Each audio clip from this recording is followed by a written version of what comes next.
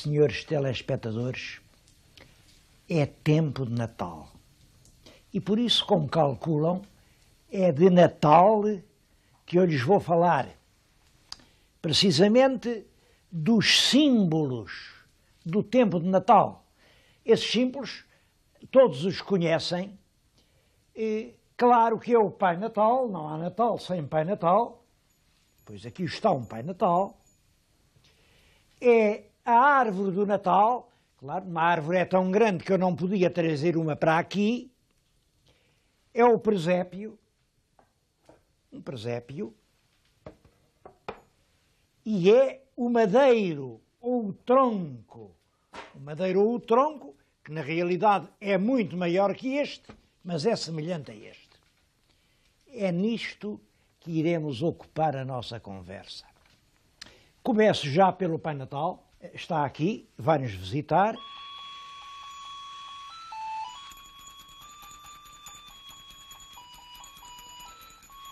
Bom, claro que há outros Pais Natais.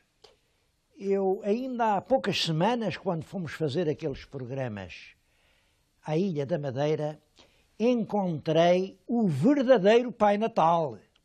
É claro, em vez deste barrete, tem uma mitra de bispo, mas é ele, é o verdadeiro, é o São Nicolau. Sabem que o Pai Natal, antes de lhe chamarmos Santa Claus e essas coisas todas, é uma figura histórica, verdadeira, Nicolau, bispo de Mira, e contavam-se dele histórias extraordinárias. Nesse retrato que estão a ver, vêem numa celha 3 meninos. Imaginem isto. E ao São Nicolau, lá pelos seus caminhos, e teve que dormir numa estalagem. Mal conciliava o sono, ouviu gemidos de criança. Arrepiou o ouvido, não há dúvida. Eram crianças que sofriam. Ele foi ver o que era e encontrou 3 pobres meninos numa barrica de salmoura. De salmoura, porque o maroto estalajadeiro fazia sanduíches de menino e dava aquilo a comer aos viajantes. Claro, o São Nicolau não consentiu uma monstruosidade dessas, libertou os meninos, que foram depois umas boas criaturas. Esta é uma das lendas. Há outra que não mete meninos, mete meninas, e eu também acho que é uma lenda bonita. Parece que o São Nicolau tinha lá um amigo que era muito rico, e tinha 3 meninas que eram muito bonitas, muito bonitas. Imaginem que o pai rico meteu-se no negócio, mandou vir um navio, o navio naufragou. O pai rico ficou pai pobre, e o que é que vai acontecer?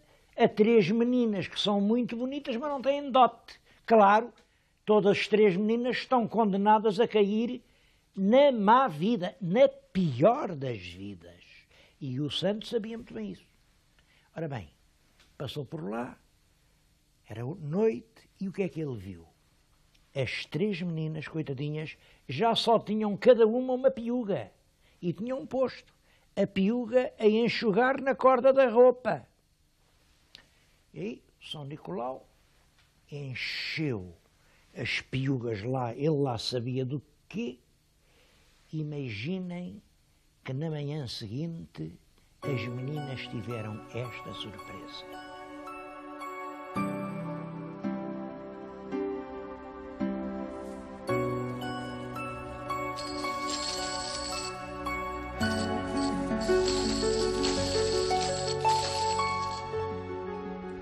Claro que assim, com tanto ouro, a menina já não precisou de ir para a má vida, e diz a lenda que todas as 3 foram santas. Como podem calcular, é nesta história, nesta lenda de São Nicolau, que vai enraizar o costume dos meninos porem o sapato ou a meia na chaminé para as prendas do menino Jesus. Porque o menino Jesus entra pela chaminé, não faz como uma pessoa bem educada, bate à porta, Não, senhor, vem pela chaminé. Também isso é uma história de Natal. Foi um escritor romântico, um escritor americano, Clement Moore, que escreveu uma história de Natal para os filhos. Ele tinha 6 filhos, e ele tinha investigado e sabia que as lendas do Natal e os milagres do São Nicolau tinham dado volta ao mundo, até na longínqua Finlândia, na Lapónia, na terra dos esquimós. Havia histórias do São Nicolau. Claro que lá na Lapónia o São Nicolau ia num trenó puxado por renas e entrava pela chaminé por uma razão muito simples. É que aqueles iglôs, a única entrada que têm é a chaminé. São aquelas cavidades forradas de pele, cobertas de gelo, e pela chaminé sai o fumo e entram as pessoas. Bom, a verdade é que o São Nicolau, por essa maneira, fez-se americano. Sabem que não foi há muito tempo, já eu era um homenzinho.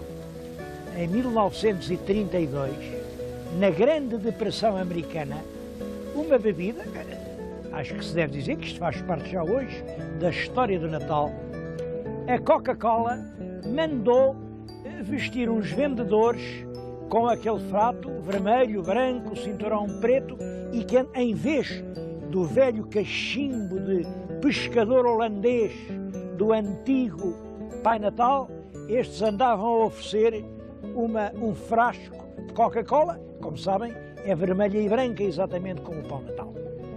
Aqui têm como o Pai Natal chegou aos nossos dias e é realmente em todo o mundo um dos símbolos do Natal. Mas dentro de casa, o que está é a árvore do Natal e o presépio. A árvore liga-se com a ideia da floresta e do inverno. Como sabem, quando vem o inverno, as árvores começam a deixar cair as folhas e os braços parecem ter frio, parecem pedir ajuda. E os antigos acreditavam que eram os espíritos que tinham fugido da árvore e era preciso chamar outra vez os espíritos, tornar as árvores bonitas, atraentes, e então punham coisas na árvore, punham-lhe laços de fita, punham-lhe frutos dourados, e assim ficava uma árvore, a árvore do Natal. Isto era uma festa alemã, mas em 1840, o príncipe Alberto, que era casado com a rainha Vitória de Inglaterra, ofereceu à rainha de Inglaterra e instalou no Palácio Real uma árvore semelhante a esta. É claro, como calculam, toda a gente quer fazer o mesmo que fazem os reis. E é a partir de 1840 que a árvore do Natal se difundiu por toda a Europa e hoje é um dos instrumentos indispensáveis do Natal dentro de casa. É claro, o outro é o presépio. Estão agora a ver um lindo presépio, um presépio moderno, feito agora. Há muitos presépios, vamos ver um e bem antigo.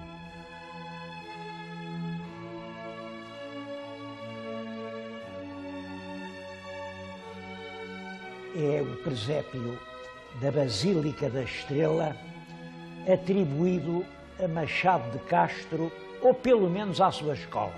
O mais seguro é dizer que é ao gosto dos presépios de Machado de Castro.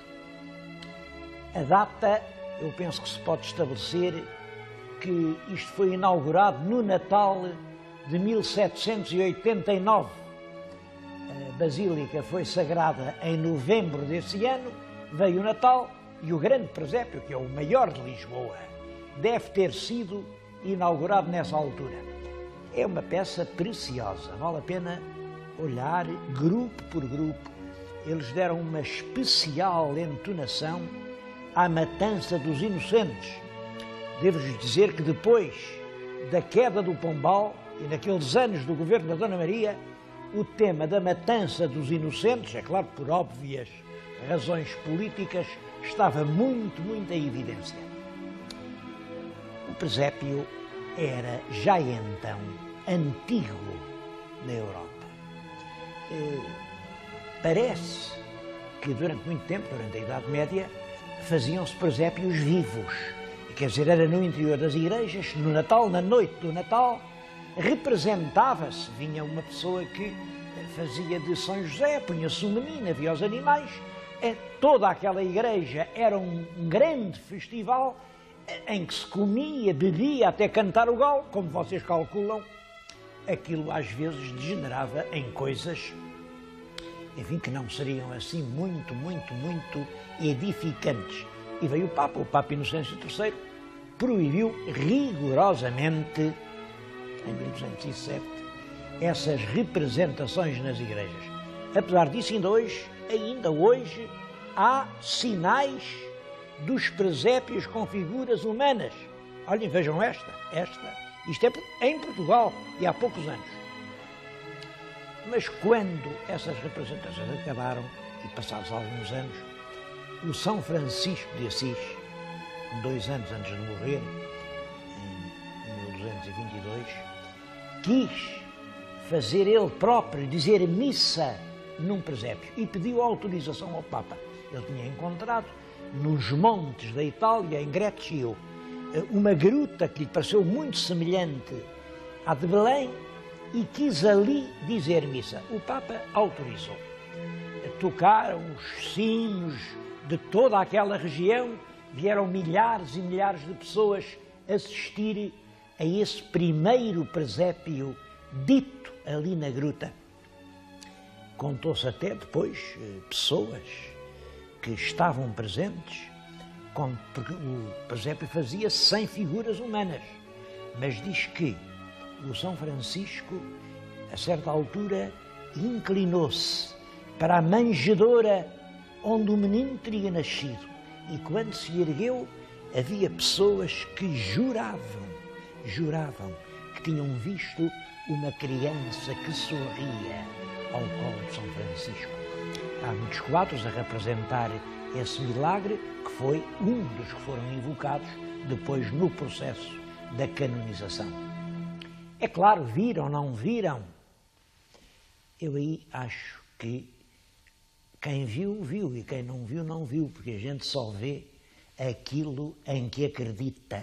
Há 2 maneiras de ver: ver para fora e ver para dentro. Claro que quando a gente não acredita numa coisa, não a vê, mesmo que ela exista. E quando a gente acredita, vê-a às vezes, mesmo sem ela existir. Este presépio é um dos mais notáveis de Lisboa, mas há outros. Eu não queria que deixassem de dar uma olhadela sobre o presépio da Sé Patriarcal. Esse é assinado mesmo pelo Machado de Castro. O que isto diz é Joaquim Machado de Castro invenne, quer dizer, concebeu e imaginou, et fecide. Fecide foi ele quem, com os seus dedos, as suas mãos, modelou todas estas figuras. Eu estou a falar para um público que está, eu bem sei, está à volta de todo o mundo, mas mais de 1 milhão está cá em Lisboa. E pensar que há tantos lisboetas que nunca vieram ver uma maravilha destas. Cada uma das peças é realmente uma obra-prima. Toda a concepção é um quadro, é como se todo o mundo viesse joelhar-se diante daquela vida nova que nascia. É claro que, como sempre, isto tem data, eu há bocadinho não lhes disse a data, mas a data é 1700 1766. Reparem, o da estrela que acabamos de ver é 1789. O Marquês de Pombal já não era ministro, havia 12 ou 13 anos. Este é bem do tempo pombalino, quando Machado de Castro modelou estas figuras. Quem governava em Portugal era o omnipotente Pombal. Isso explica muita coisa. Vejam aqui, diante de Nossa Senhora e São José, lá na estrela vocês só viram cabeças coroadas. Aqui está tudo de joelhos ou de gatas. Mesmo de gatas, reparem. E deste lado, na estrela, era tudo a matança dos inocentes. Aqui parece que ninguém matou inocentes. É triste, mas vejam como a política até modela os presépios. Seja como for, é realmente uma obra de uma grande beleza. É tudo gente do povo, porque o Machado de Castro era um homem simples do povo. Depois dele fazer aquela estátua do Terreiro de Paço, a estátua do Dom José a cavalo, quiseram-lhe fazer Cavaleiro de Cristo. E ele aí teve que responder às perguntas e disseram: então diga lá, quem era o seu avô? Ele disse: olha, da parte do meu pai era sapateiro, da parte da minha mãe era alfaiate. Então, e as suas avós? E ele disse: bom, da parte da minha mãe era abria casas no Fato, e da parte do meu pai era mulher de segunda. Eu estou a pôr um problema aos meus espectadores. Vocês sabem o que é uma mulher de segunda? Esta frase, para mim, é profundamente enigmática. Que diabo será uma mulher de segunda?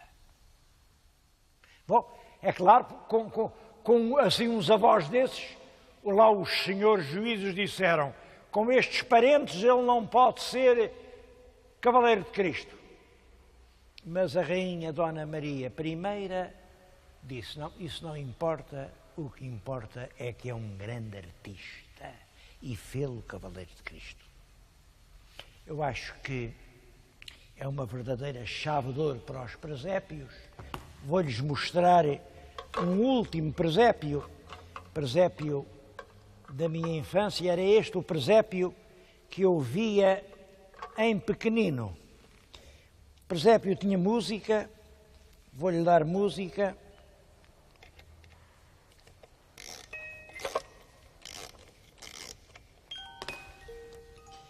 Eu fiquei toda a vida marcado pela ideia dos presépios. Foi por isso que neste programa dei tanto relevo aos presépios. Mas é claro, agora temos que falar noutra coisa importante, que é o madeiro da noite do Natal.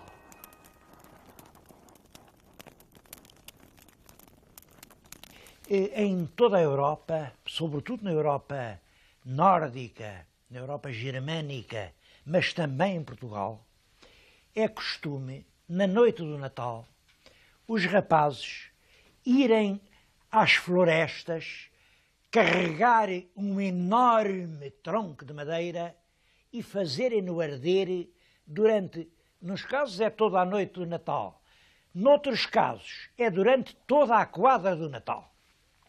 Quero-lhes dizer que este costume existe em Portugal.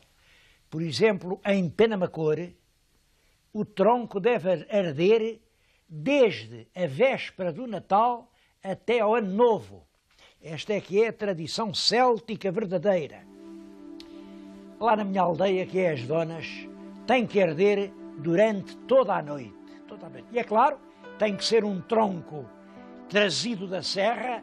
Antigamente iam buscá-lo os rapazes que estão na lista, que vão entrar nas sortes, iam todos à serra, levavam um carro de bois, eles próprios se jungiam ao varal do carro, iam com o carro pesado pela serra acima até encontrar uma árvore caída. Agora já não há carros de bois, claro, é com um trator. Mas eu, sobre isto, queria contar-lhes uma história de família. Eu acho que o Natal é a festa da família. Os meus telespectadores vão compreender a ternura e a emoção com que eu recordo esta história. É uma história de há mais de 100 anos. Eu suponho que isto terá acontecido aí em 1890 ou 1891. Os rapazes das donas foram todos serra acima, assim já noite morta, para arranjar um madeiro. Ia com eles um garotinho mais pequenino, teria 10 anos, que se chamava José Saraiva, era o meu pai.